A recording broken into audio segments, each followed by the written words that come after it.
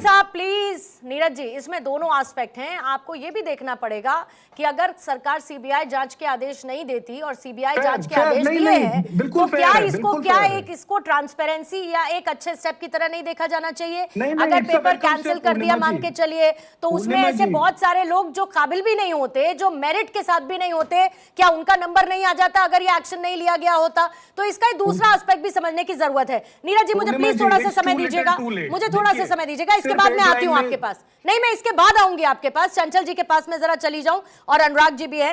चंचल साहब, मैं आपके पास आती हूं। केंद्र सरकार को घेर रहे हैं आप, घेरिए, मुझे कोई दिक्कत नहीं है, लेकिन साथ साथ फिर वही सवाल जो मैंने कांग्रेस के प्रवक्ता से भी पूछा। उत्तर प्रदेश में समाजवादी पार्टी की सरकार के दौरान ऐसे अनगिनत पेपर लीक के मामले हैं। हमें जाना पड़ेगा जड़ में, हमें यह समझना पड़ेगा कि माफिया कब से अपना कितना फैलाव, कितना एक्सटेंशन इसने कर लिया कि आज आसान है इस माफिया के लिए पेपर लीक करा के बच्चों के भविष्य को दांव पर लगाना। और इसकी दुरुस्ती की जिम्मेदारी जितनी आपकी है, जितनी कांग्रेस की है उनके शासित राज्यों में, या जब आपकी सरकार रही, उतनी ही जिम्मेदारी आज बीजेपी शासित राज्यों की है। करना तो मिलकर काम पड़ेगा ना, अगर हमें छात्रों का भविष्य सुरक्षित रखना है तो, और पेपर लीक होने से रोकना है तो। देखिए पूर्णिमा जी, सबसे पहले मैं धन्यवाद करता हूं कि आपने इतने महत्वपूर्ण विषय पर डिबेट कराया है। क्योंकि जब कोई बच्चा तैयारी करके नीट की तैयारी करता है तो उसके साथ उसके माँ, उसका परिवार रहता है। अभी देखो, आप लखनऊ से लेकर के, कोटा से लेकर के, अगर आप देखो कानपुर, हमारे यहाँ बच्चे तैयारी करते हैं सब, उनके साथ पूरा परिवार इन्वॉल्व होता है। और आप ये भी आपने पूर्णिमा जी बहुत अच्छा आपने बात रखी कि जब कोई बेटा या बिटिया जब पेपर देने जाती है तो उसकी माँ, उसके परिवार के लोग दही खिला के उसको भेजते हैं, चलो हमारा बेटा जो है पेपर देने जा रहा है। कम से कम एक आशा, एक उम्मीद, उन सपनों को कुचलने का काम अगर कोई कर रहा है तो भारतीय जनता पार्टी की सरकार कर रही है। अभी हमारे ये साथी बैठे थे राजनीतिक विश्लेषक, पता नहीं कौन सा विश्लेषक ये जानते हैं, 1970, मुझे तो लगा कि नेहरू जी के समय से पेपर काउंटिंग गिनाएंगे, लेकिन 1970 से इन्होंने शुरुआत करा था। व्यापम का नाम नहीं लिया उन्होंने, व्यापम का मैं आपको याद दिला देता हूं। आदरणीय मुख्यमंत्री जब से हमारे यहाँ पे आए हैं 2017 से लेके 22 तक के, मैं बता देता हूं आपको।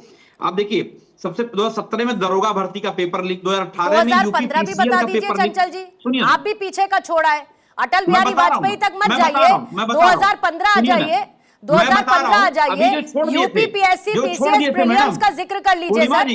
हाँ, अब मुझे तो कम से कम 120 सेकंड दे दो। बोलिए सर, मैं आपको 120 नहीं, आपको मैं 200 सेकंड दूंगी, लेकिन मैं कह रही हूँ इसकी भी फिर वही सेलेक्टिव अप्रोच से बड़ी समस्या हो जाती है। मैडम, आपने सवाल तो पूछा तो सुन तो लो आप। ठीक है, बोलिए। अब देखो, दरोगा भर्ती पेपर लीक आपको याद होगा, यूपी पीसीएल 2018 में, फिर 2018 ही बता रहा हूं आपको, 2018 में UP triple SC lower subordinate का paper leak, UP triple SC का जो है ट्यूबल ऑपरेटर का पेपर लीक, यूपी आरक्षी नागरिक पुलिस का पर्चे जो गलत बटे वो पेपर लीक हुआ, ग्राम विकास अधिकारी में धांधली हुई, बेईमानी हुई।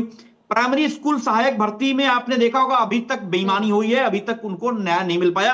अब आ जाइए 2021 में यूपी ट्रिपल एससी पेट एग्जाम का पेपर लीक, यूपी टेट का पेपर लीक, फॉरेस्ट गार्ड का पेपर लीक, सहायता प्राप्त स्कूल शिक्षक प्रधानाध्यापक के पेपर लीक, और टीजीटी पीजीटी तो करा ही नहीं पा रही सरकार। मैं आपको बता दूं, ये वो सरकार है जो टीजीटी, हम लोग जो पढ़ते थे मैडम, इलाहाबाद विद्यालय में पढ़ते थे, हमेशा रेलवे में फॉर्म लटके रहते थे, आपके आर्मी से लेकर के, सेना से लेकर के, बराबर कटरा से लेकर के हम लोग देखते थे, पढ़ते थे जब, उसमें हमेशा जो है ऑफलाइन परीक्षाएं होती थी और हमेशा ऑफलाइन फॉर्म भरे जाते थे, सारे के सारे परीक्षाएं लटके थी, पेपर लटके थे। आज हालत ये हो गई है, अभी ये सूर्या मैथिल साहब को, आपको याद होगा हिंदुस्तान के इतिहास में व्यापम एक ऐसा घोटाला है जो जिसमें 50 से ज्यादा लोगों के मर्डर हुए, हत्याएं हुई, आपको याद होगा पूर्णिमा जी।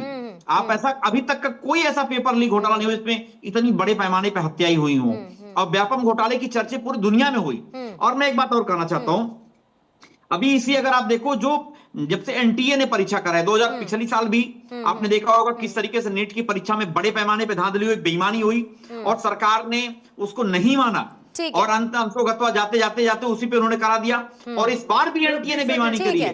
ठीक है, मैडल साहब रुकिए, आ रही हूँ। जिम्मेदारी है हाँ। और इस जिम्मेदारी को लेते नहीं, हुए रुकिए तत्काल सर, दे प्रभाव रही से हूँ मैं तो ये आपको, जरूर 20 कहूंगा हाँ। कि सरकार अपनी नैतिक जिम्मेदारी लेते हुए बिल्कुल ठीक बात है, सरकार को नैतिक जिम्मेदारी लेनी चाहिए।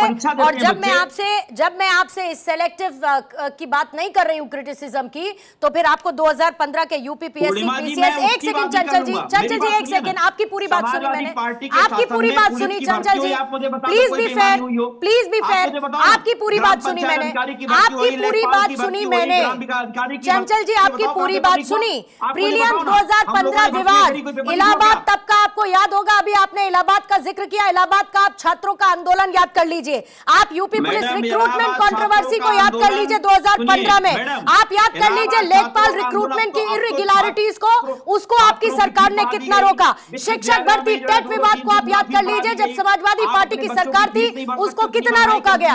तो इसीलिए एक नजरिए से देखने की बजाय जरा नजरों का विस्तार करना चाहिए, यह देखना चाहिए कि हमने कहां पर ढील छोड़ी जिसकी वजह से आज पतंग कट रही है। चंचल कुमार साहब, हमको हर चीज पर नजर डालनी चाहिए।